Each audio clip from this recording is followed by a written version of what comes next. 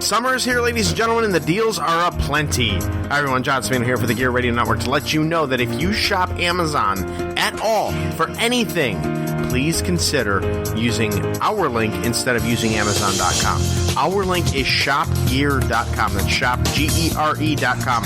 Very simple, very small. But what it does is when you type that into your URL browser, it'll redirect you right to Amazon, right to your account, and you do all of the Amazon purchases that you normally would. But the difference between using my link versus using the regular Amazon link is you tell Amazon that we at Gear Network referred you, and they give us a small commission of your purchases, which goes a very, very long way to help sustain the free podcasting and help us continue to upgrade the studio as needed to continue to provide this content. So very, very easy for you to do. You use Amazon anyways. Shopgear.com. Use that redirect link just once. It'll stick to your cookies. It'll stick to your history, and you won't have to even bother using it again. Just type the letter S after you use it once. Shopgear.com will pop up. Boom. Hit enter. You're good to go. You're at Amazon. You're doing your Amazon shopping. You're getting your free 30-day trial of Prime, which gives you shipping in 2 days or less if you don't have Prime. If you do have Prime, you're still getting the benefits of it, my babies. And you're doing it, and you're helping out this small business by doing what you normally do anyways. Thank you very much, by the way, for all of the patronage that you have given us over the years using shopgear.com and for the continued use of that link from all of us here at the Gear Radio Network. The following is a presentation of the Gear Radio Network.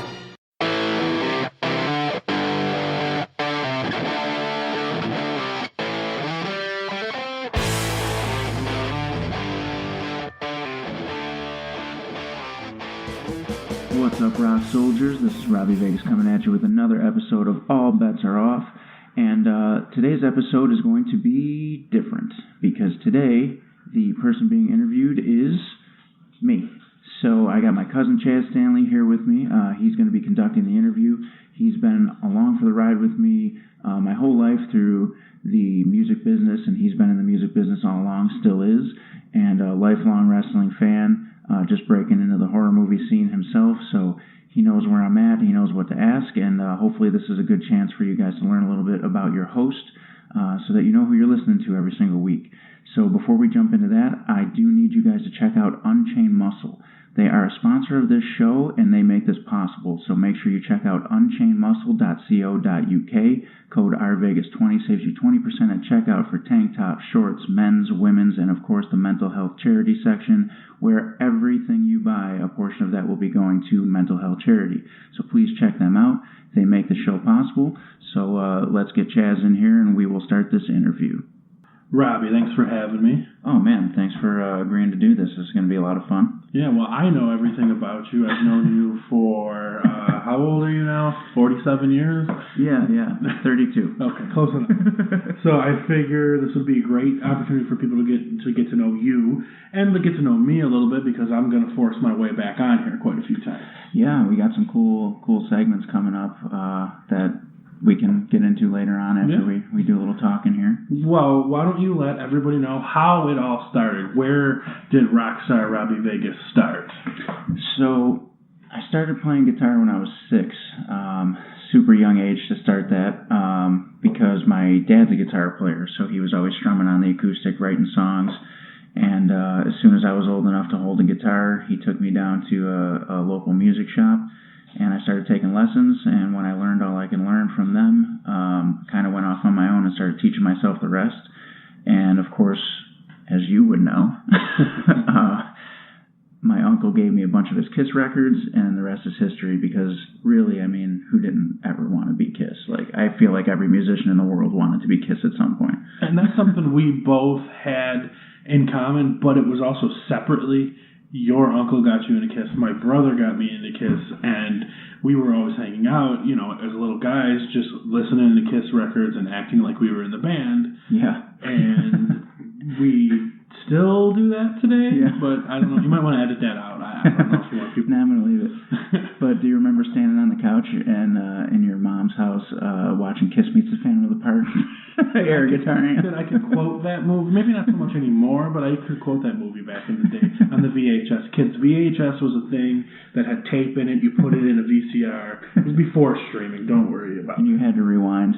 Yeah, if you were kind. Yeah, that's true. That's true. So you started off playing chords with, your dad was showing you chords, and I must say that I'm a guitar player too, and you showed me my first few chords. Yeah, I forgot about that. Yeah, you're right. So that was because of you, and so I thank you for that. Maybe my fans thank you for that as well. But what a jump! You went from playing guitar with your dad, with your cousin in the basement, to opening up for Wednesday 13. Tell me about that experience. Oh man, that was a long road. Well, we started playing. That was my first band, and we were kind of, what would you say, we were like a new metal band? Yeah, we were in the era of the Cold Chambers and the Deftones, and how old were you? I was 14 the first time we played a live show together.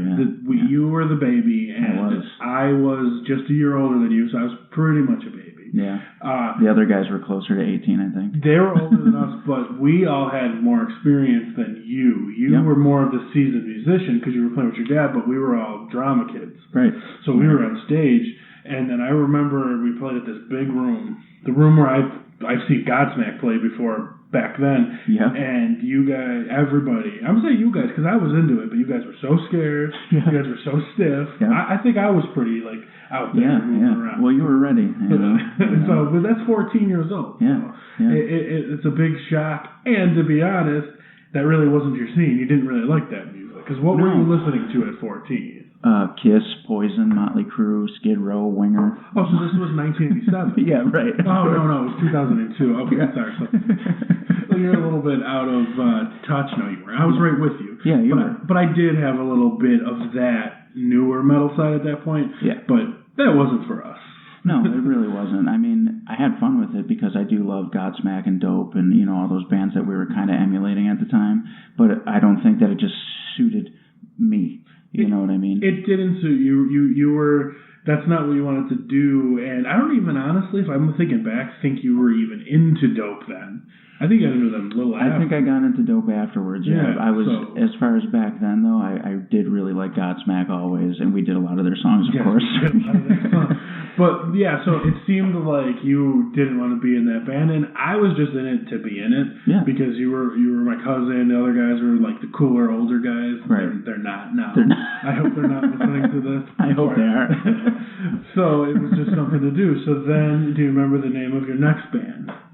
Let's see. So we were Dark Days, which was named after... We never said that. We were named after Cold Chamber, which actually started with just me and you. Yeah. And those guys saw me coming in with my equipment, and they just brought theirs over, and all of a sudden we were in a band. Well, that's very the truth. Let's give it a rewind real quick. How it started actually was me and Robby jamming in my basement. I was drumming. Yeah. Robby was playing guitar. And singing.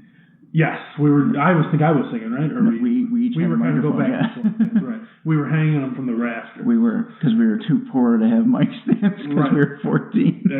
Absolutely. So then these other guys drove by, saw us loading in. Next thing you know, they just came in my basement. Yeah. The one guy was a much better drummer than I was. I had no equipment, so I'm like, I guess I'm the singer. And then we started a band. And that's how that went. But that band only lasted, I believe, like half a year. I think it was actually a little over a year. Was it over a year? Yeah, we were in there for a little bit. And then we went into Aces and Eights, of course. There you go. So you remember. That was a hodgepodge of a band. It was. Then we started covering cooler stuff, in my opinion, where we were doing Metallica and stuff like that. We were also becoming better musicians. Yes. I started playing guitar then. I wasn't a guitar player in that band. Mm-hmm. But I was learning, you were showing me, and I think I even contributed a song or two to being in that band. Right. And then after that, at least our bandmateness stopped for a while. You went off and did your own thing. I started Tainted, and we won a couple Battle of the Bands and made a couple EPs. And I think, from there I jumped into Angel Down, which was my favorite project that I ever did, and probably the most success I ever had, which leads me into opening up for Wednesday 13 twice. actually, it was Wednesday 13 the first time, and his sleaze rock band, Gunfire 76. I love Gunfire 76. Yeah, me too. So that's a sweet band. But you forgot, I was actually in Tainted for a little bit. You were, and you eventually got and Angel Down. And I was Angel Down for a little bit. See, yeah. You can't get rid of me.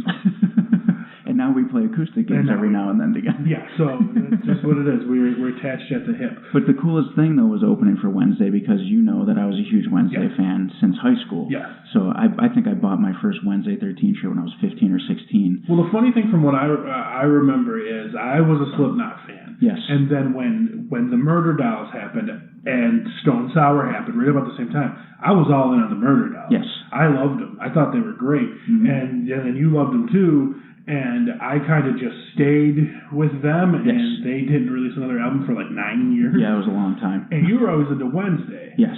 And I'm not going to say forced Wednesday on me, but you've always kept me updated on Wednesday. On what he's doing, yeah. So, and I love it. I love that horror punk. I love punk music. I love metal music, so it's perfect. Yeah. And when I heard that you opened up for Wednesday that first time, that was with Angel Down. That was with Angel Down. And I believe that was like half a year after I wasn't your guitar player anymore, so thanks for that. No, you actually became my guitar player after. Oh, maybe it was just after. Yeah. Because I remember I just missed it. Yes, you did just miss it, though. In some form. But that's cool. That's fine. No big deal. No big deal. I'm sure that other guy was. If you guys could see the look on his face right now. and no, I never met Wednesday. You introduced me to, I think, Jack. I did introduce you to Jack, who is the guitar player for Wednesday 13. Yeah. So that's so cool. So make up for it sometime. You know, right. You gotta let it go. So that first time you're opening up for Wednesday. Now, shout out to Jack, by the way. I love you, dude. I like Jack too. He was he the one in Bullets and Octane? He was. Bullets and Octane is another. Who I also opened up for. Shut up. It was Bullets and Octane and Gunfire 76. I opened up that show. I'm jelly. Okay, so I believe that was your first big opening act, because we didn't have anything in Dark Days. We had minor opening things in Tainted, but they were more like famous local bands. Yes. They weren't as big stage. Yeah. So, and I know you're big. So you're big into Wednesday. Like, how are you feeling? Thinking he's back. He's back there. You know, I know it's got to be going through your head. Like, oh my God, maybe he's gonna hear me and sign me. Oh, it was crazy. I think I remember walking in that day, and we were the first band there out of the 4 bands, and Wednesday wasn't there yet. And when he did come in, I was immediately starstruck and terrified. I was so nervous.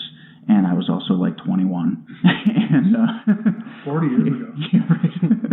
And when I met him, he was a super nice guy. You know, he wasn't intimidating. He was super nice. He was friendly. And he left to go get ready, you know, the stage show and the makeup and all that. And I remember the second song we were playing of Angel Down, which was called Good Witch, Bad Bitch. We turned, and he was standing side stage watching. And I just remember being real freaked out because I was so nervous that he wasn't going to like us. But the night ended up going great, and I remember his fans actually, which I was nervous about, not liking us, actually liked us. We sold out of all of our merch. And it was just a really fun show. And that was my first experience really like meeting him on a personal level, and he was super cool. And now you guys got kind of a relationship now, don't you? Yeah, he's a wrestling fan, and I did open up for him twice, so we've been, I've seen him 15 times now, I think. And actually, in 2 days, I'm going to see him again.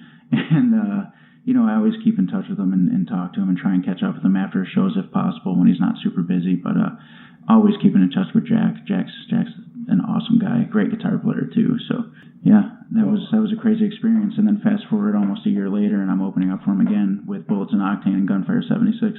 That's super cool, because that shows that at least that band Angel Down, which I was in for a little bit, and I enjoyed it too. Like me and Robby have the same kind of path. We both sing, we both play guitar. Mm-hmm. You think we would headbutt, but we don't. No. And that was his band. I walked into his band, and it was his band. I just played, I just sang. It was a good time. Mm-hmm. But that band ended up just dying out because somebody changed their mind on what they wanted to do with their life. But was it though? I feel like we were having a hard time keeping other members. Yeah, that's true. We went through a ton of band members, but I mean, it's just the truth. Your love in life shifted. Yeah, it did. You didn't want to be a big musician anymore. I didn't say rock star. Yeah, right. I did not say rock star. You didn't want to be a big musician anymore. You put every effort you had into becoming a wrestler. I did. I was getting bitter with the music business too, because there's so many broken promises, and maybe record deals, maybe tours that don't happen, and you you think you open up for people like Wednesday 13, Gunfire 76, and things are going to start happening for you, and they do for a second, but then all the broken promises start coming in. And then the internet really killed the music. Internet killed the music scene, exactly. So yeah, then I shifted to wrestling, and I would have regretted it if I never tried it, because I was a wrestling fan since I was old enough to be a wrestling fan. You were so big into wrestling, and I fell out of it, and you stayed into it, and you were always into it, and like I was surprised when you said you mentioned that you were gonna do it, and I don't know if I didn't believe you at first, but I was just like, I don't know, I didn't know anything about it, I didn't think it could be done, I didn't know any wrestlers, and you didn't ask anyone for help. You just went out and you did it. Next thing I know, you're like, hey, I got a ring in my backyard. You want to train? I forgot about that. Yeah. When I was training early on, they needed a place to store the ring, and I was like, well, I have a big backyard, and it ended up being here for like 4 months, and I used the shit out of it. It probably helped you. You're probably bumping all the time. Oh, I was out there constantly. Even when nobody was here, I was out there just running the ropes and taking bumps. And that was right in the beginning? That was a couple months into my training, yeah. So you started at what age? Let's see, I had to be 23. I mean, that's not old by any means, but It's not like you got into it at like 17. So right. You had a bit of a climb ahead of you because you were taking it seriously. Absolutely. You weren't going to be one of these, part-time wrestlers with the beer gut that are just bumping to have a good time. Right, absolutely not. So you started a little late. Yeah, I did. I thought it was late. Other people were telling me it wasn't so late, but I felt like 23 was late. To start, it could be. It could be. I mean, think about it now. Anybody in WWE, when they're getting big, they're 32, 33. Right. That's where you are now. Right. But they would have already 15 years of experience. Yeah. But you just had to work extra harder. Yeah, pretty much. You have made your way. You were. Tell me about your first few matches that you remember when you were the Green. They were probably awful. I fought Davey Delight, who is now, he goes by Ezra Elwood, and is one of my best friends, one of your best friends, Waz. And shout out to Waz, dropping shoot names. And I just remember us really, at least me, I can't speak on his behalf, but I struggled because I was so nervous, but I also wanted to be perfect.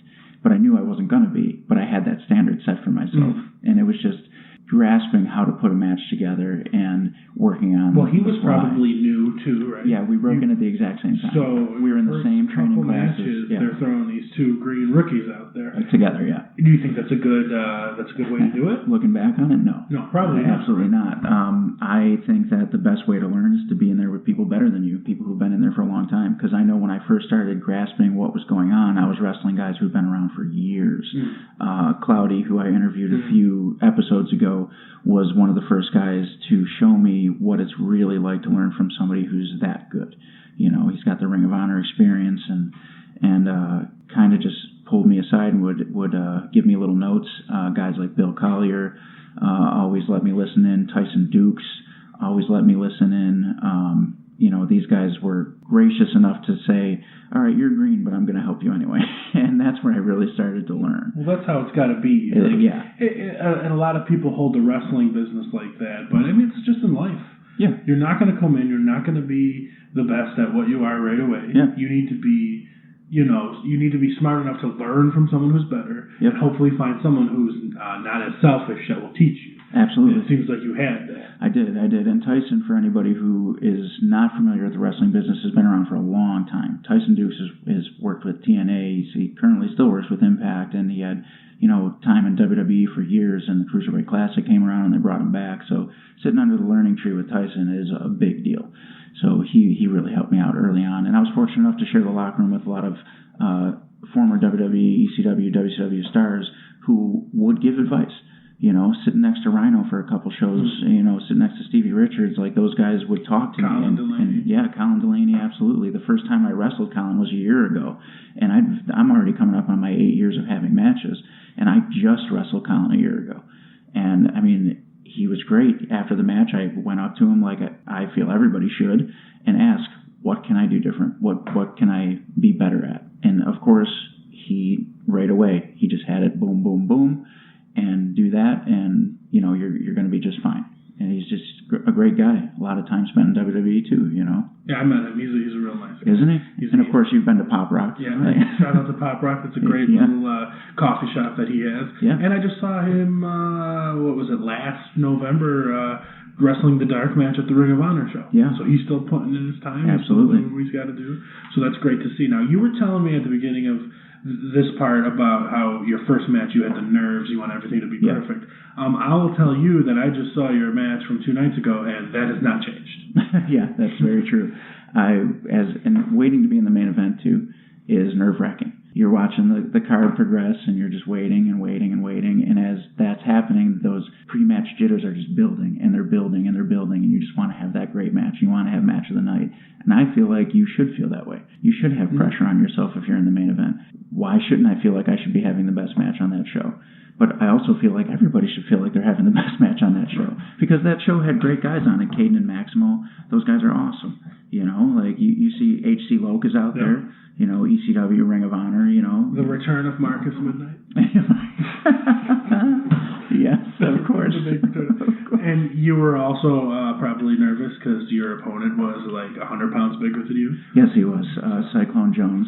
He outweighs me by a legitimate 95 pounds. Yeah. And there was a few times I was flattened, if you recall. I recall, but it was a hell of a match. Thank you. You guys stole the show. And why don't you let everybody out there know, what was the outcome of that match? What happened? I am the new heavyweight champion over Cyclone Jones. Yeah. Look at that. Now that's something you should be proud of. Yeah. And that's something you should tout because when I was talking to you, I was like, "Are we going to talk about the match?" You're like, "I don't know." I'm like, "No, you tell people because you and I told you for years you felt like you got stuck in the tag teams. I did. You were stuck in the tag teams forever, and you're a great tag team wrestler. But it's time to prove, let alone to all your fans, but to yourself, that you're not just a tag team wrestler. Right, and to prove to Chris and Marcus that I'm Sean.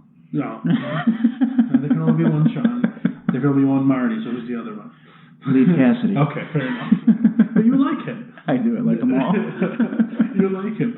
So tell me, like, your thoughts when you got in there, you hit that big super kick, and you're laying on the ground, and you see that title. You won your first singles title with both of your big time partners there, all three of them. Yeah. Throw an inch in there. Yeah. And all three of them there. Watching you, cheering for you, booing for you because they didn't know what to do. Right. You and Cyclone are great friends. Yes. You guys are, you guys are the squad, the three of you. Yeah. Chris was right there all nervous. He was. I saw him. He might have been just more nervous than me. He looked like, when like a mom is watching the two sons play football. That's what he looked like. On rival teams. Yes, on rival teams. That's what he looked like. So tell me how it felt. Well, did you feel like any weight get lifted off your shoulder, or did you feel more like, I don't want to say anxiety, or did you just worry like this is another hill I'm on now? Well, the first thing I thought when the referee hit 3 is I did it. Like, it was a sense of like, I kept the big bastard down. Yes. And then I hit that moment of time to exhale and really take this in. Because regardless of what anybody says about any companies, it is a big deal to be the face of a company and to be put in that position, especially when you find out that your first title defense is against HC Loke. Yeah, that's good luck. Yeah. So, but my first thought was, I did it. Like, I got my first singles title because I'm a 5-time tag team champion. This is my first. How many times? 5-time tag team champion. 5-time? 5-time. 5-time. 5-time. Jeez. That's more than the Rockers? It is. It is. I think that's more than Shawn Michaels in general, right? Maybe. It may be. Maybe it might be. I'm chasing him. You got because he had it with Austin. He did. Did he have it with Triple H? He did. Okay. He did. John Cena. Okay. See that? I'm out of it. So now you're showing it. Marty Jannetty, but then they struck it from the record books. Didn't count. Never happened. Don't forget Diesel. Were they taking? Yeah, they were. So you might be tied. We might be. Yeah. He's definitely got more partners. But you've got time. You've got plenty of time. He's retired. From his last match, he might want to stay retired. Yeah, for sure. He was all right, but okay, moving on. I'm gonna throw 2 names at you. Sure. You tell me if you've had an experience. Velveteen Dream, Leo Rush. Oh man, that was the first time in wrestling that I got a standing ovation and a "This is awesome" chant from a decent sized crowd too. It was me and Marcus Midnight versus Leo Rush and Velveteen Dream for Maximum Force Wrestling. I think we were in Gowanda, if I remember correctly. Oh, Gowanda, and, that's a drive. Yeah. That is the countryest town you could think of, folks. Yeah. It's Gowanda. And Tatanka was on the show. So, the crowd was pretty big that day. And, we got a This Is Awesome chant and a standing ovation when the match was over. And, those guys were just so good then. And now, I can't remember the year. So let's see. I got to say. They've been around at least, 3 years?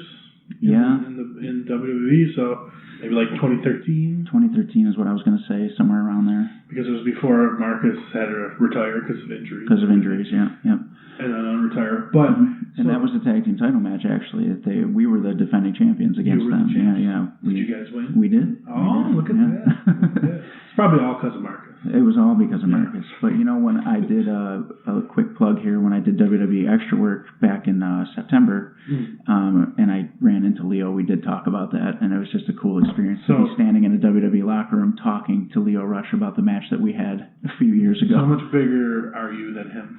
Oh man, I mean, I'm a tall dude. but I bet you're not as big as Velveteen Dream. No, and that guy's a powerhouse. He could muscle me up no matter what I tried to do. In that match, there was a few times where I just wasn't prepared for how strong he was. And this was before the whole Prince gimmick and everything. It was, yeah. So, he was just being a powerhouse. Yeah. That was his thing. And people might forget that about it. Yeah. Because he seems so. I don't. The word isn't. I'm looking for is not soft, but he just seems like he's not as strong as he is. It's his gimmick. Yeah, it's a gimmick. Yeah, but he's actually insanely strong. He's super young still, and Leo was just lightning fast. He definitely kicked me in the face a couple times before I even saw him move. No, did you get any blood? I did not. No, I did not. I know he's very fast with his mouth. Was there any good shit talking stories? No, he was super cool. Are you telling me that's a gimmick? Come on.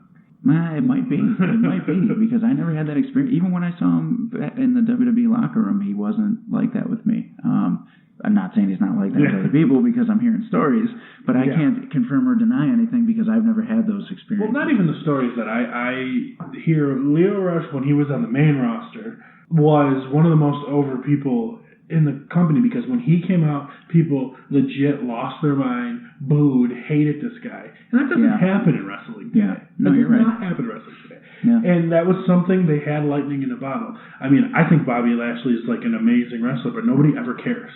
Yeah. And they legitimately cared to not like him because of Leo Rush. So I think they messed up. Or maybe he messed it up.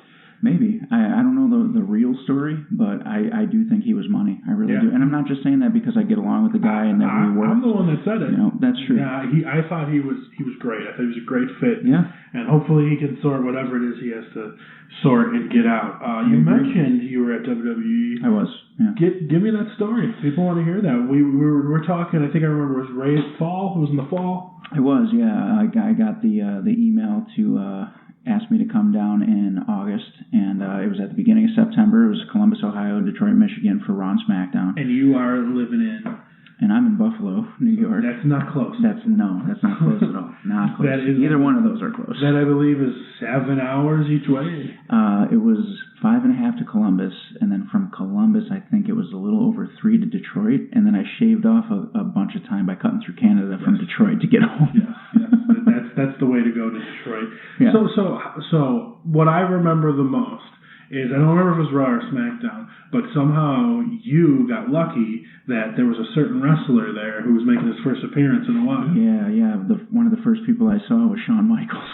And, man, I freaked out because obviously, I started wrestling because I love Shawn Michaels. He's my all-time favorite wrestler. And, of course, I got to have a little conversation with him in the back, and he was super friendly, super helpful, nice guy. But I was just, when I heard his voice before I even saw him, I was like, oh, my God, this is really happening, and I'm really back here. And that's when it all became real. Yeah, because it's just like, I even remember telling you when you fangirled me and went crazy about it, that Shawn Michaels was there. I'm like, it's a good sign for you. Yeah. This is your first extra work at WWE, and for some damn reason, Shawn Michaels decided to dust off the boots. Right then, yeah. Because that's when they made the announcement, or just about the time that they were going to have that match in Australia. Yes. Which didn't go so well. Right. But we'll just blame it on Kane. Yeah, it was all blame Kane. That's why he's the mayor now. Wasn't the Undertaker at that show? He was. That was a surprise. Yeah. I didn't even know. I was actually I went out into the crowd to watch that segment, and looking all fancy in my suit and all. And as the crowd started cheering when the gong hit, I remember thinking in my head, man, they're pulling the chain of all these people because he's not even here. I was back there all day long. I didn't see him, right. And then he walked out, and I was like, okay. He is one of the only ones that can legitimately still surprise people. Yeah. Like, he's such a big star, but, like, with all the Dave Meltzers in the world and everybody's wrestling podcast that think they know everything, and that's not yours. Yeah, right. No one ever knows when he's going to show up. No one ever knows what he's doing. He's one of the only ones that are keeping kayfabe alive. Agreed. And I used to think Chris Jericho was like that, but he's a little different now. Now he is. But Chris Jericho used to be a surprise, too, when he would make his comeback. Yeah. What I remember most about that is I'm watching, I think that was SmackDown. What, that Shawn? That was Raw. They were both at Raw. They were both at Raw. Okay, so I'm watching, that's right, I was watching Raw live. I was watching it at my mother's. I went and visited her for that day, and I was watching it there. And you're there, and I was texting you earlier, and then I heard the gong, and I said to myself, that son of a bitch. Because for as much as you like Shawn Michaels, The Undertaker's my guy. Yours, yeah. So that's such good omens for you. Yeah. And hopefully that just proves, keep going. Because these guys went out there and did it at, what are they, 55? 55-ish, yeah. You know, and like... Well, I did get offered a spot on 205 Live. I had a tryout match before SmackDown, that's what they call them, tryout matches. And it was 5 minutes, and I faced a guy from OVW, and Dean Malenko came up to me afterwards, and he offered me a spot on 205 Live, and he came back through, and I won't give away exactly what happened or what their secrets are, but due to a situation out of my control, they had to pull that back. But I was told that they did enjoy my tryout match, and that, we would... you take that as an omen is that so how much do you weigh? Do I weigh? Yeah. 187. So you could be in 205 Live. Take that omen as put on some muscle, forget 205 Live. Yeah, right. Get up there on the main roster. Yeah. Do what you got to do, because 205 Live, that'd be awesome if you could make it. But if you put on, 30 more pounds, and you can't qualify for 205 Live, go make a big splash in NXT. Do what you got to do. I agree. I totally agree. And I'm hitting the gym hard. I'll cook you some food. Yeah. I'll cook you some food. I'll cook you some food. No, me and the returning Marcus Midnight, yes, your old partner who wrestled with you for 4 years? 3 years? Yeah. We were having a chat during your match, or before your match, and we both agreed that you're in the best shape of your life. Oh, thank you, man. I didn't know you were going to talk about that. We did. And we said you're the best shape of your life. You're looking great. And it's your time to dominate. 2020 is coming. It's a new decade. Yeah. It's the decade of Vegas. Yes, it is. And you have wrestled a few big names in your career. Yeah. I think your most recent one was another tag match, this time with the Mad Dog, right? Yeah. Mm-hmm. This was last summer or the summer before? Last summer, not even a year ago yet. So not even a year ago. What I remember, and I didn't go to this match, and all I remember you complaining about were these guys were really strong. Oh, yeah. And it was really hot outside. Yeah, Warlord and Barbarian, Powers of Pain. I was sweating my ass off. And I'm going to give a shout out to Mad Dog right now, because he made me work 85% of that match. You do it, Mad Dog. You go, Chris. And, that was a great experience. I learned a lot from those guys, and they were definitely huge, definitely strong. And again, we picked up the win. And these are older guys, too. They're in the 55, 60 range. They are.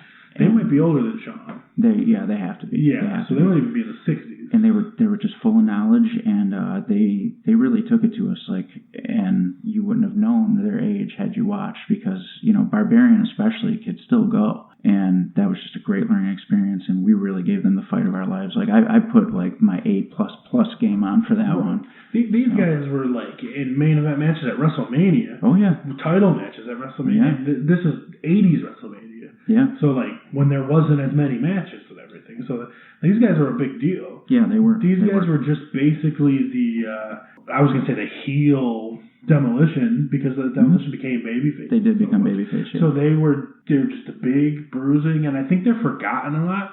Yeah, and I don't know why. I don't think they're Hall of Famers. No, I don't think so. And I think they should be. Yeah, I mean, Barbarian was around for a long time. Even Warlord, I remember when we were younger, if I recall correctly, he was in a feud with the British Bulldog for a while. When he was a singles, yeah. absolutely. And, Barbarian was around forever, even in WCW. WCW. That's why I'm surprised that they're not. And it seems like the Hall of Fame has, they have their forte of every year we have to get a tag team in. Right. It might happen. You know what's a funny story is the first time I met Barbarian, I was 13. Really? Yeah. I got his autograph on a. They used to do the World of Wrestling magazines. They were huge. They were thick, and they were stuffed with more popular. I guess they would still be considered indies at the time. I don't know if they still had territories or whatnot, but ECW was in there, WCW, WWE, and it was like a combination magazine. And yeah, I met the Barbarian when I was 13, and he was so intimidating and really scary. And then I wrestled him when I was 30. And he was really intimidating and really scary. That's awesome. I mean, you just don't lose it. I guess you could lose the intimidation and the muscle. Yeah. But those guys obviously kept at it. Yeah, for sure. And they put hurt on you. They did, and it turned into a big brawl at the end, and we beat the count. Yeah, you see that, folks? I'm gonna ask a serious question here. Who hits harder, the Barbarian or Cyclone Joe? Ooh, it was definitely the Barbarian. I'm gonna tell him right now. It was close, though, I gotta say, because Cyclone listens to the show, so I know he's gonna hear that. So at first he's gonna, but then he's gonna hear me say it was close, and he's gonna be all right. Yeah, of course. So everybody knows. I'm sorry if I'm so manic at this, folks. I just like to move things along. You people are busy. You got a life to do. Tell me, who are your top 3 villain / horror movie, not the movies per se, the villains, the bad guys, or good guys, if you want to call them that. You've got 3 to choose from. Oh man! Because as you stated before, I'll give you a second. I'll amble while you're. You said before you're big into horror movies. I see horror movie tattoos on you. Yep. You got a doll over there, sitting over there. I'm just getting into it in the past couple of years. I've never been into movies in general. Right. And I'm just kind of getting into the horror movie scene. You and I went on a date. We went and saw Nightmare on Elm Street. The anniversary. The anniversary. That was great. I bought the popcorn. And I bought the tickets. There we go. So it worked out. So I'm getting into the horror movie scene. So I'm asking you, as someone who isn't into it as much, who are the coolest ones? Your top 3. Go 3, 2, 1. 3, 2, 1. 1 being my favorite of all time? Yeah. All right, so number 3, I'm going to go Jerry Dandridge, who is the vampire from the original Fright Night from 1985. I'm going to have to go with Victor Crowley from the Hatchet series, played by Kane Hodder. Mm-hmm. So for Jason fans out there, Kane Hodder plays Victor Crowley, so check that out if you haven't yet. The wrestler with the red mask? Yes, yeah. And I think number 1's got to be Jason. As much as I would love to say, because I love just black and white horror movies, so I'd love to say like Bela Lugosi as Dracula, because that's, an amazing film. But I don't know, Jason's just such a cool villain, Right. So yeah, I'll have to go with Jason on that. How could it not be Jason? Right. Jason has been a little bit of everything. He was even an old woman. He was, yeah. And he was even a EMT driver. He was that too, yeah. Jason, I think, even as many people say, like, Jason X was, like, horrible and Jason in Space, like, I get it. The concept was absolutely ridiculous. But if you actually watch Jason X and you're not entertained, like, come on. I haven't even made it that far yet, folks. I'm going to be honest. I've only watched the first 5. All right, fair. So that's how I know that much as of now. And the other 2 guys you said, I have no idea what you're talking about. Well, I'll let you borrow the DVD. Because that's strange to me. But the cool thing I will say about Jason is his video game is sweet. Yes, I know you're big into that. I'm into that video game. So that helped me get into it as well. So now those are your villains, but are those your 3 favorite movies as well? Probably not. Do you have to think about these ones? Well, Fright Night definitely is. I can watch Fright Night every day. Tell me. It is a vampire movie. It's about a kid who has a vampire moving next door. Okay. And he figures it out, and he's trying to convince his mom and his girlfriend and his friends that this vampire is next door to him. And nobody believes him, of course, so he enlists the help of a horror movie host. So similar to what Elvira is, but it's an older guy. Okay, so it's Ben Gooley. Yeah, like that, exactly. So he enlists this guy's help, thinking, well, he'll believe in vampires and they'll, defeat this vampire together. Meanwhile, the vampire's trying to kidnap and keep his girlfriend. Mm. So it's a really cool movie. They did do a remake. You said 80s? Yeah, it was 85. 80s is, a lot of people say, the great age of horror movies. I agree, 100%. Is that the best? Absolutely. It's better than like the 30s or 40s? Well, I think it was more 40s, right? I would say, well, It depends, because like Bela Lugosi did Dracula in 1932, so that's a great flick, you know. But you know, if you're talking Vincent Price, we're talking could be 50s, 60s, you know, which I love them all. But I feel like 80s was more of the era of the slasher, and I love the slasher. You know? So you like the gore, you like the... I do. But you know, I love the original Creature from the Black Lagoon, Frankenstein, Dracula. That. Yeah, those are just, and they still hold up. Yes, you know, they don't need to be in color. I actually feel like they're creepier with the crackling film. The black and white horror movies are great. There's a certain charm to them. You're right. And it's like they're scary because they're not as far-fetched. Yeah. Maybe the Creature like Black Lagoon is a little far-fetched. Yeah, but if you watch House on Haunted Hill, not so much. Right. You know what I mean? It's almost like, you know, with what I say about wrestling, like it's got to be a little believable. Yeah. To be real. Same thing with the horror movies. It's got to be a little believable. That's why people were so freaked out about The Exorcist. Yeah, 100%. That's why people kind of shit on Jason X, because that's not necessarily believable. No, it's not. But it was fun. It was meant to be fun and entertaining, you know, and it was Kane Hodder, of course. Which is okay with horror movies. Yeah. Like, that's fine, too. For sure. You know, that's your 80s horror movies, too. Your boy Freddy helped usher that along. Absolutely. So you said, what are your other two? So I said Fright Night. I'll have to go with Scream. No. I think Scream was a return to the slasher. I think the slasher films started falling off, and Scream breathed new life into them. But don't you think Scream is also like a little old school at the same time? It is. Because it's believable. Yeah, it's a huge throwback. Their caller ID wasn't really a thing. You know, I mean, it was coming around, but it wasn't really a thing. And it was just such a believable movie that could have happened. And I thought it was great, and they, of course, paid homage to so many great horror movies. They dropped all kinds of facts about horror movies. Definitely hands down one of my favorites. Was that a Wes Craven joint, too? It was. And he's one of the masters. Yes, so. And then, of course, I'd say for the third one, I'm going to have to pick one of my black and white ones. It's going to be a toss-up. Depends on the day. It could either be House on Haunted Hill or Dracula, but I'm going to go with House on Haunted Hill today. Creature? I love Creature so much. That's true, too. I could watch that one every single day. But tell me about House on the Haunted Hill, because I know there was remakes of that. There was, but they're not as good. Vincent Price, I think, is like, speaking of masters of horror, like, he's synonymous with horror movies. Yes. I mean, he was the voice in the Thriller music video. I mean, come on. I mean, that's what everybody knows. And how creepy is that? Yeah. And everybody can try to, like, you know, mimic it or make fun of it. Nobody can do it. No, I agree. He was old. He was probably real old then, too. He was. His last movie that he actually appeared in was Edward Scissorhands. He was the mechanic who built Edward. Who died at the beginning of the movie. Really? I haven't seen that in so long. Yeah, that was Vincent Price, and that was his last appearance on film. Yeah. Wow. Well, you heard it, Rock Soldiers. You got some homework to do. Yeah. Right, man. I got some homework to do.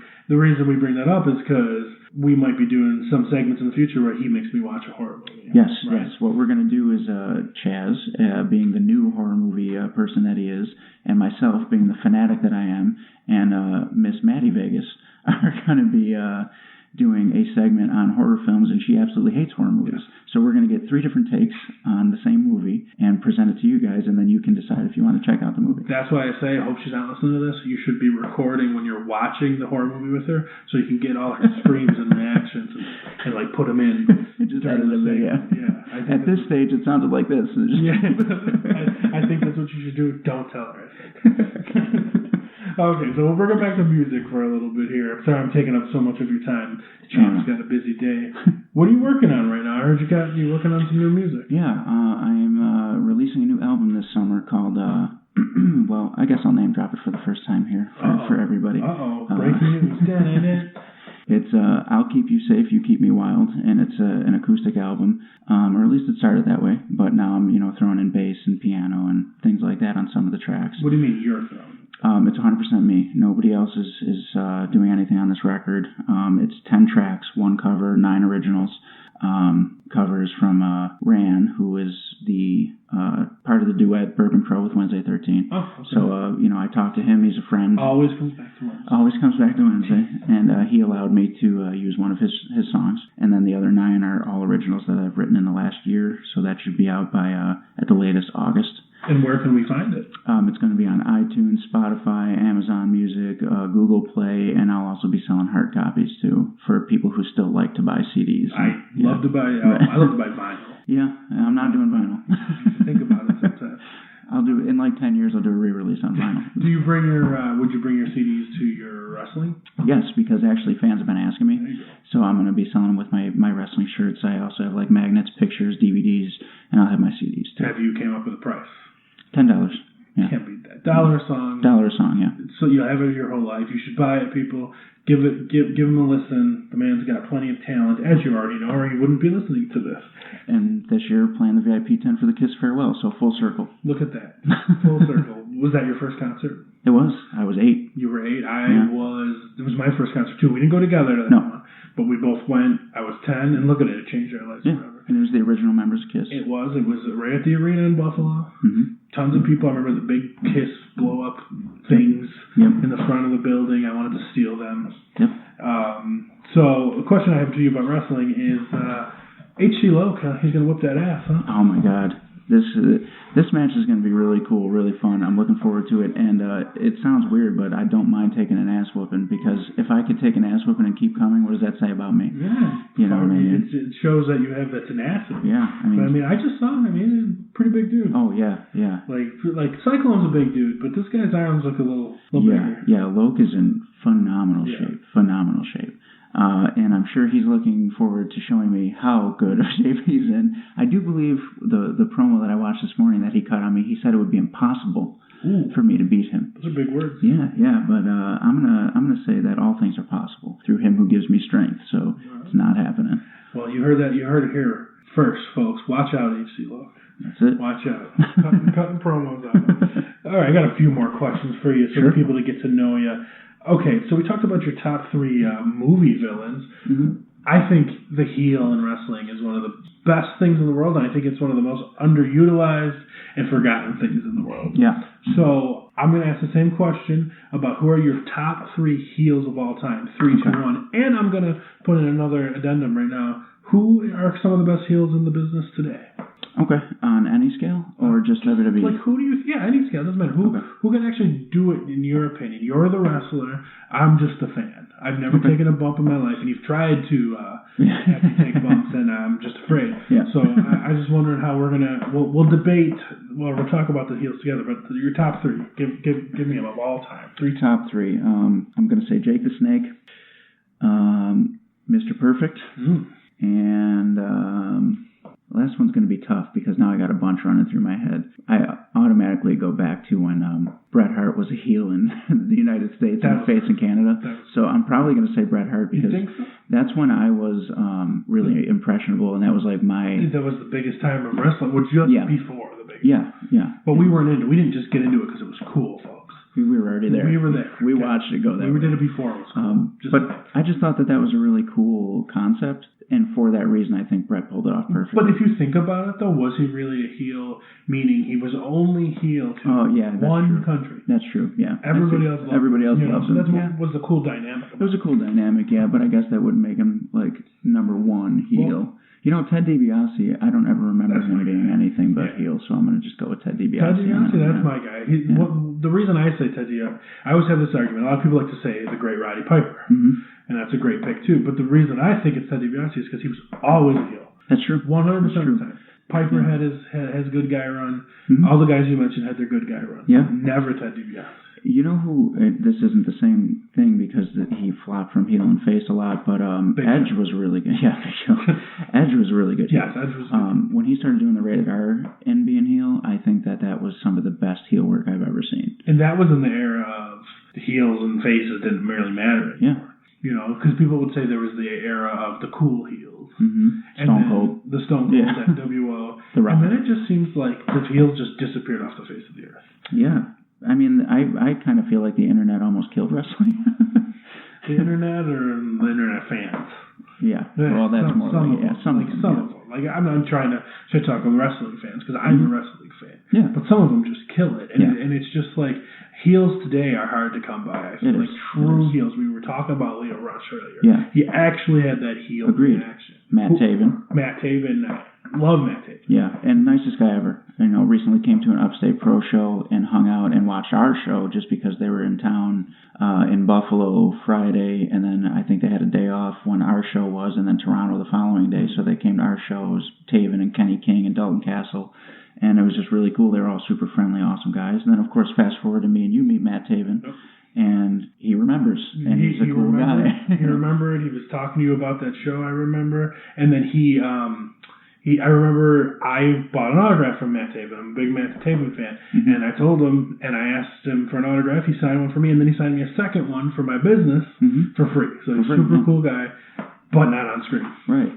So let's not let that ruin his heelness. Yeah, he's a great heel. He actually elicits boos. Agreed. And as my son just pointed out, as he wrote down Samoa Joe, so a Samoa Joe would be another one. Yeah, Samoa Joe's awesome. But Joe is like I think he's a great heel, but he's meaning like people actually cheer for him and like him at the same time, and that's okay. He's kind of like in the middle. It's not like complete. And I thought one of the best heels in the business for a long time, who just changed though, was The Miz.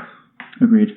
You know, he's finally went back to face, and has it worked for him? I don't really know. But I personally think currently Drew McIntyre's a great heel. Yeah, he's actually getting boos too. Yeah, he is. Sure. He's actually getting boos, which surprises me. Yeah, because he was a big fan. He was a big fan favorite for a while. When he came back, the pop was huge. I remember like that.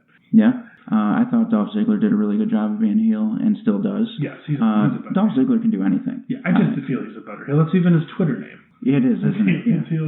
And I love that he loves 80s hair metal. Like, he loves Steel Panther, Motley Crue, and Skid Row and all that. What about Bang Tango? You think he likes Bang Tango? He might. I opened up for Bang Tango. Come on. I did. And they were the only 80s hair metal band that I ever opened up for. But it was a lot of fun. I think their only hit was like Love Injection or whatever. But I can't even remember Bang Tango. You don't remember Love Injection? I mean, I know we were both only alive in the 80s for a few years. Obviously, it made some kind of impact. I mean, I believe I've seen the singer's second band. Didn't he? Yeah, Beautiful Creatures, when we went to see them at Snow Jams, when they would ship in all the snow in August and have snow. We're in Buffalo, the snow capital of the East. They had a snow jam in August. And shipping all this fake snow and decent bands. Yes. At the time. But that night we saw Tantric and the Beautiful Creatures Goldfinger and Sloan. And Rozelle. Yes. The rapper. Yes. But we didn't know who Beautiful Creatures was. Do you remember who's in that band? DJ Ashba, Joe Liste. Yes, DJ Ashba from that day one of my favorite guitar players of all time. He ended up being in Guns N' Roses. He is the guitar player of 6 a.m. Yes, and he also plays guitar on Neil Diamond's Christmas record. Really? He does. Well, there's some big credits right there. Yeah, right. The drummer, I'm drawing a blank on his name, but he's Alice Cooper's drummer. Alice Cooper's drummer, yeah. He went to do that. And those were younger guys. Mm-hmm. You know, that was early 2000s. Those guys were in their 20s. Yeah. You know, it was Joe Liste who was like in his 40s. Yeah. Probably at that. Well, he was coming out of Bang Tango. You got to figure if we were 15, it was 2003? Yeah. Something like that. Yeah. So Beautiful Creatures, you open up for Joe Liste. I mean, Bang Tango. Right. That's all that matters. So speaking about singers, who are Robby Vegas' top three favorite singers? The ones that inspire you the most. It doesn't mean that, yes, everybody loves Freddie Mercury. He's got a great voice. We all know that. Right. But, like, who are your three biggest inspirations? Number one is always going to be Sebastian Bach. Sebastian Bach is hands down my favorite singer of all time. I think he's the greatest singer ever. I really do. You've got an argument. Yeah, right. and he can still sing. And from what I see in interviews and things like that, he seems like such a down-to-earth, genuine guy. I just read his book, 18 to Life on Skid Row, and it was fantastic. Bret Michaels for sure, just because I'm such a huge Poison fan and got to spend, a half hour with him on his tour bus just talking and hanging out. I'm going to say something degrading to you. You're a Bret Michaels mark. I am. His autograph is tattooed on my arm. And he's just a fantastic human being. Spending that much time with him just to talk to him, and he acted like we were great friends, and it was 30 minutes on his tour bus of just talking about music and wrestling. And was he a wrestling fan? No, he was interested in just the fact that I did it. And that's what he wanted to talk about. Did he ever take his cowboy hat off? He did not. Oh, okay. He did not. And he was wearing a shirt that for some reason was about meatballs, and I don't know why. But I enjoyed it. The meatballs? The meatballs, yeah, they're great. The Every Rose guitar was sitting there. He gave me permission to use Something to Believe in. Really? Yeah, he did. To cover it? Yeah, he told me to play it out and let him know. And people have actually, I tell that story before I play it, and people have actually tagged him in the post of me playing it. That's super cool. He took a picture of me for his website too. That's super cool. Yeah. So Sebastian Bach, Bret Michaels, and it's hard to narrow down the third because, of course, being a huge Kiss fan, you want to say Paul Stanley, but I have so many other people in mind at the same time. Well, that's my number one, folks. Yeah, right. So I'll take that. You don't have to have them. You don't have to have him. Well, I'm not going to call him out, but what about Wednesday? I mean, I love Wednesday. I think Wednesday's voice is super unique, and I think he's better than he's ever been. And he's been around for a long time. I think Wednesday was doing, Maniac Spider Trash in like 1993. So he's been around. Just take that in, in the grunge era, he was. That's WrestleMania 9, bro. That's El Matador and Crush. Yeah, right. Kona Crush. You're right. Let's just keep it at Wednesday 13 I think it's unique. Wednesday for you because, maybe you didn't like him in 95, 96 growing up. You weren't listening to him then, but he's made such a big impact on you now. Yeah, for sure. For sure. And I like him as a human being. Like, having a conversation with him is always a great conversation, and it's always a lot of fun. I have a picture of when I was tag team champions with Marcus Midnight, with me and Wednesday holding the tag team titles. Probably a better partner. Right. He was a better partner. And then, of course, his guitarist Ramon was holding a title in one of the other pictures. But just having a good time with those guys, and his voice is really unique and very powerful. He can do it. Wednesday's got a good voice. Yeah, and you got to think, too. It's an odd voice. It's an odd voice, but it's so good. And he could hit any note in his voice.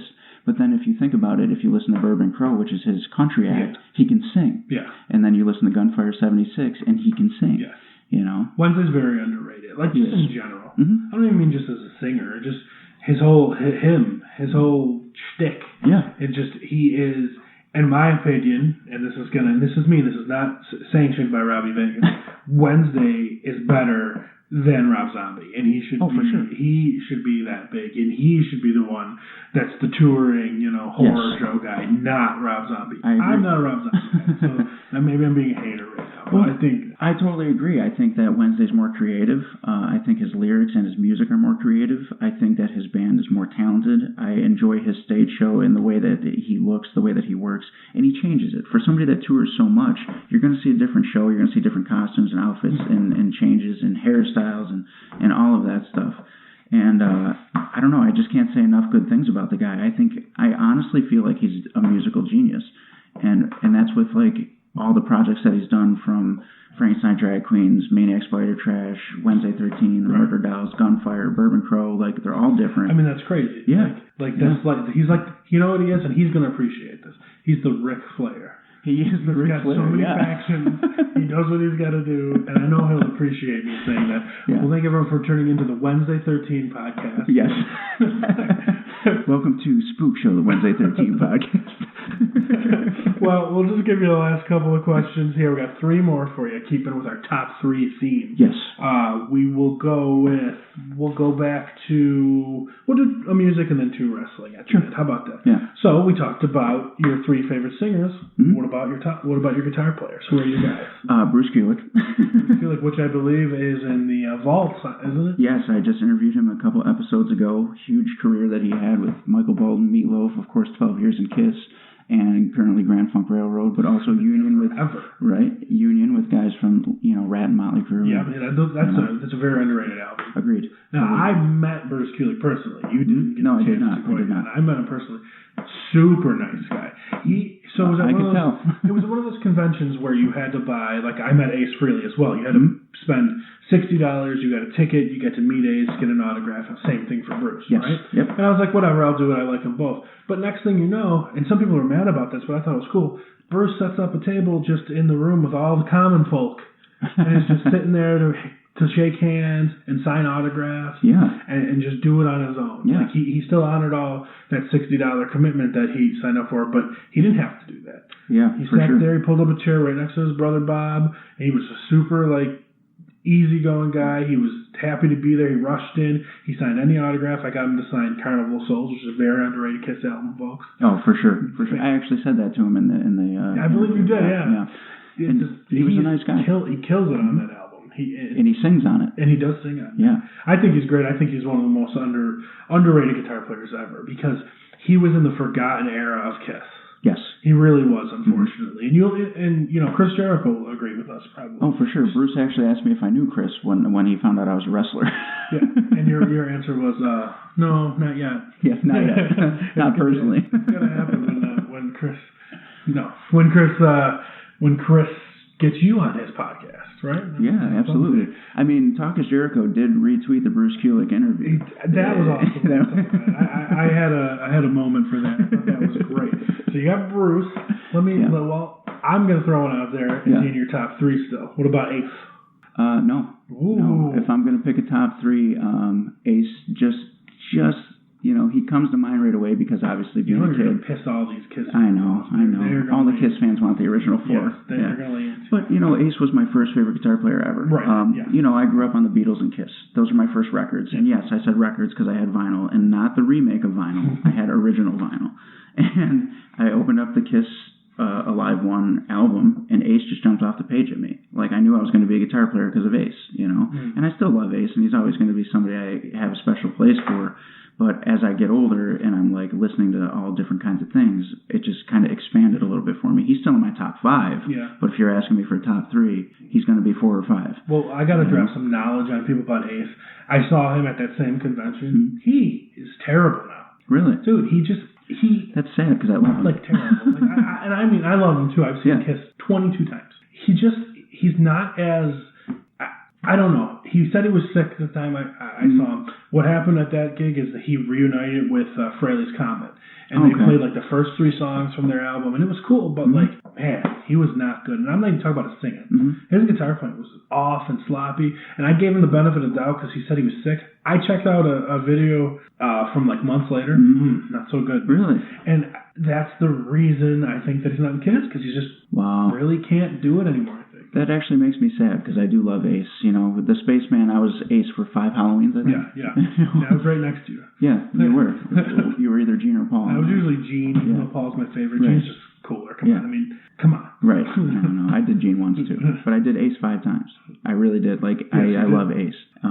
But yeah, he's top 5 still for me. Okay. So you got Bruce. He's a huge inspiration. So Bruce, DJ Ashba. Okay. And we already went through his credentials. We know he's DJ. And Nita Strauss.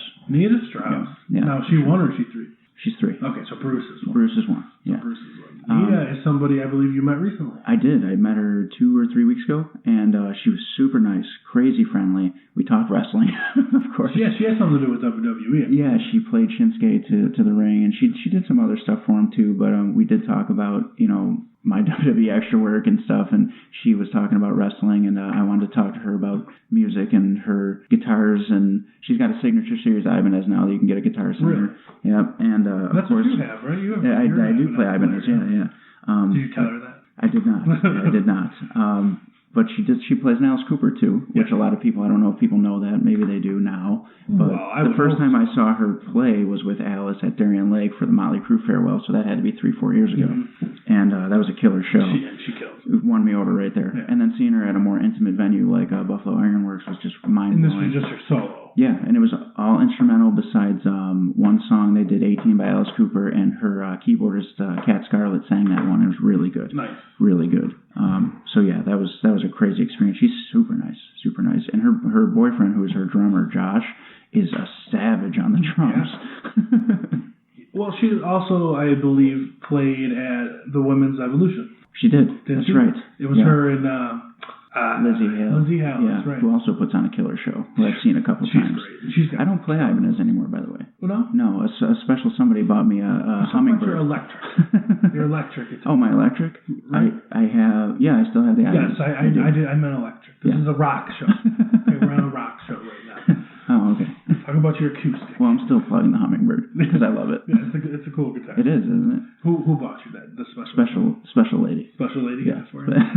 Well, shout out to Miss Vegas. Oh, thank you. The one that's scared of horror movies. The one that's scared of horror movies, okay. All right, a couple more questions, but I'll let you go here while we're in the studio here.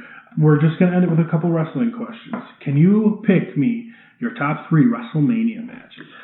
Yes. And this is starting at 1, not at 3. So this is number 1. This is number 1. The greatest WrestleMania matches of all time. There have been quite a lot. Yes. And I think half of them were this year. Yes. Well, there was about 27 hours of WrestleMania just this year. Yeah. So last year. My number 1 is Bret and Shawn at WrestleMania 12, the Iron Man. The Iron Man match. That was the moment that I knew I wanted to get into wrestling when I got older someday. I didn't know how, but I knew I was going to do it. I believe you watched that with me. Yeah. I think I was 8. 7. So why? Why is that the number 1? Because if you think about it, let me throw this out as a wrestling fan. Who, I'm not like a hardcore fan, but like if I see a 1 hour Iron Man match, I get a little standoffish. That's a long time to dedicate to watch something. It is now, but I don't think it was then. So, because it was new, that's the first time we ever heard of it back then. I remember we didn't know what it was. We both were Shawn Michaels fans, but we both were Bret Hart fans at the same time. So it was a big deal. It was huge.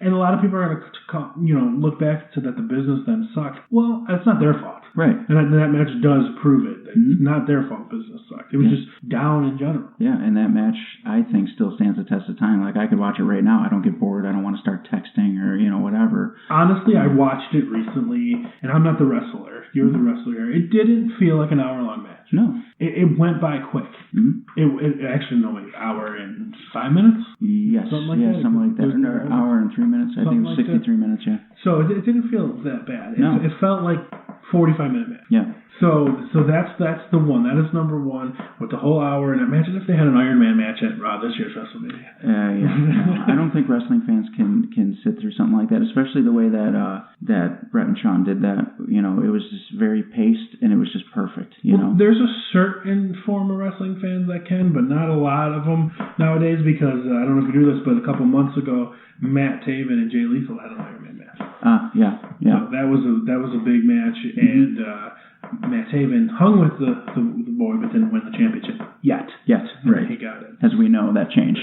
So what's number two? So let's see. Bret and Shawn is number one. Number two, I'm actually going to go with Macho Man versus the Ultimate Warrior. The Warrior? Yeah. Well, everybody was like, Macho Man Steamboat. That's what they thought you were going to say. Yeah, so why the Warrior? Something about that match just seemed like really cool. I know it was like a retirement match for Savage, which obviously he didn't retire. 2 months. Yeah. But I don't know. The dynamic between those two is always really like, it would just catch you, especially when you're a kid. Because what was that, WrestleMania? That was 7. So, I mean, think about, I had to be 5, 4. So 7 was what, 91? Yeah, so you were 4.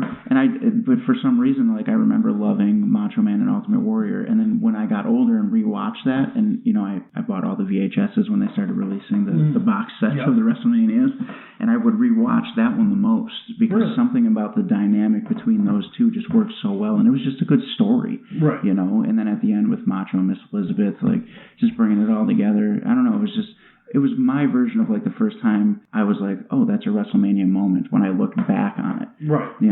As being, the older guy watching the VHS tape going, oh yeah, like, and when I say older guy, I probably mean like 13. But you know what I mean?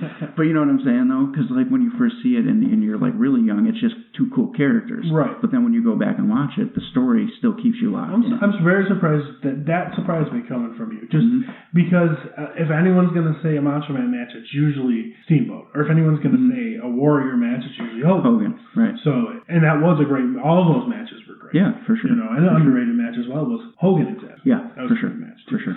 So that's surprising. That's going to cause some ripples. In the community. Probably. And then what would number 3 be?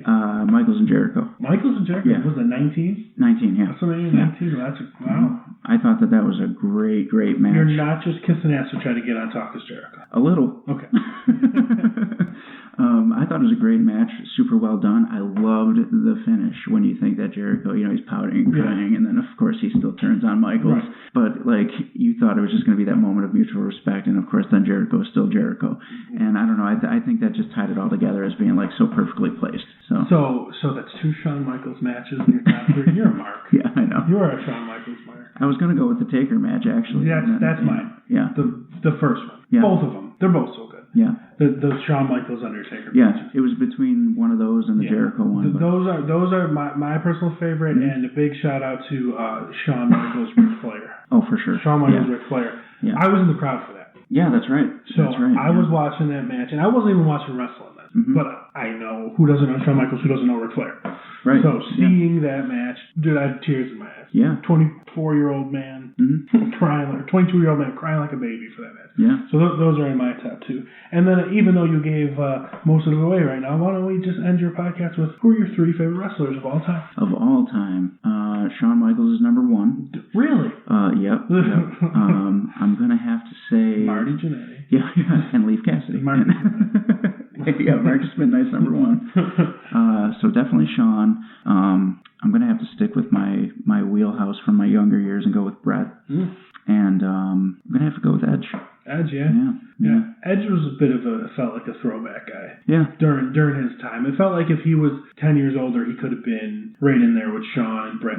Yeah. Because, like, Sean and Brett, like, they cross boundaries, meaning, like, there's always, like, what I call them the Meltzer fans that only like the technical stuff or they do this. Doesn't matter if they don't have personality or anything like that. But those guys also were the WWE guys. Yeah. And the personality. They could talk. They could do everything. Yeah, for sure. Those guys were great. And I put Jericho with them, too.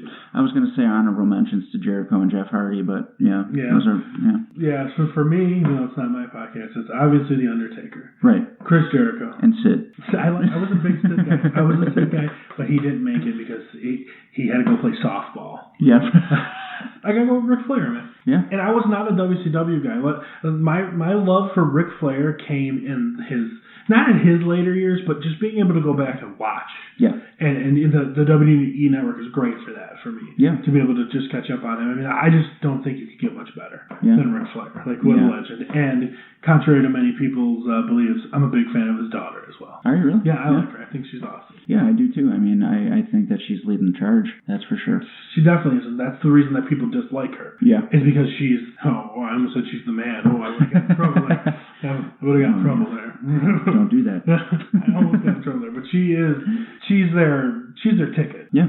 To like, because as many people want to hate on Ronda Rousey for what Ronda Rousey represents, I get it. Ronda Rousey is the outsider and all that stuff, but Charlotte Flair is not. Agreed. She's been up and down the road just as much as any other woman. Mm-hmm. And the fact that that people give her a hard time and they don't like her doesn't make any sense to me because she took all the lumps she's getting, everything, and she's Ric Flair's daughter. Right. For Christ's sake. Right. Give her a break. Yeah. That's my rant. Oh, she puts on some great matches, that's for sure. You can't deny it. You can't. She's been involved in too many moments. Yeah, so people got to get over it. Agreed. That's what I say. Damn, I'm shaking my fist wrestling fan at you right now. You hear the wind on the microphone? Yeah, ready? I don't know if you can hear that. Well, thank you for letting me do this. It was my pleasure. Yeah, it was a lot of fun. I think you reminded me of a lot of things that I forgot about. That's what I'm here for. I am the older one. That's true. That's true. I will do this anytime if you ever want to get a Robby Vegas interview part 2. Yes. Oh, we have to tell them about our other segment that's coming up too. We mentioned the horror movie. Yes. So our other segment with the same three of us, Miss Vegas and myself and you, she's just starting to get into wrestling. You've been watching wrestling your entire life, and I am a wrestler.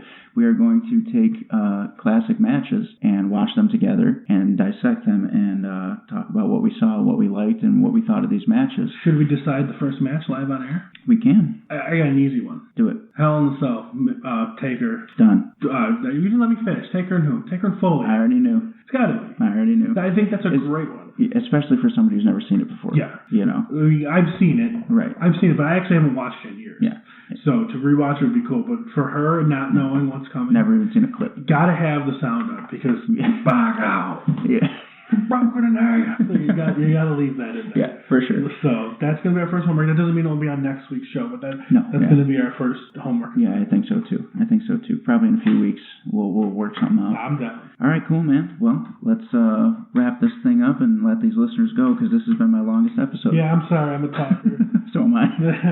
Hence why I have a podcast. See, folks, this is just like hanging out by the fire, me and Robby Vegas with our guitars, passing it back and forth for the past 20 years. Right. I'm proud of you, Robby. Thank you, man. You keep up all the hard work. Will do. And the guitar's right there behind you. It is right there.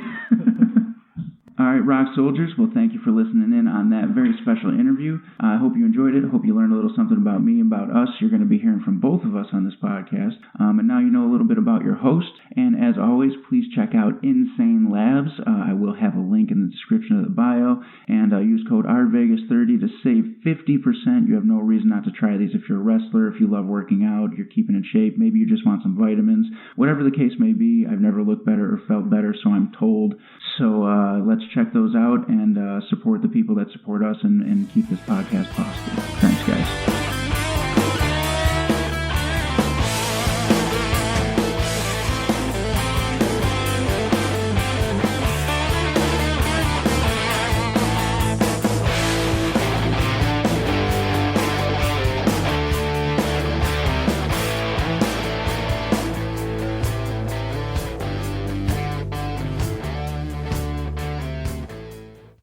preceding presentation has been brought to you by the Gear Network. Ladies and gentlemen, it's your boy Perez. Project Transformation is not just about my weight loss, but it's also about the people who are supporting me in my weight loss and your journeys. And frankly, it's not going to be just about my weight loss journey. Throughout this, I want to highlight people in the community that are making changes and transforming the community themselves. So it's not going to be just my transformation, but it's the community's transformation. And I'm inviting you to walk with me only on the Gear Radio Network.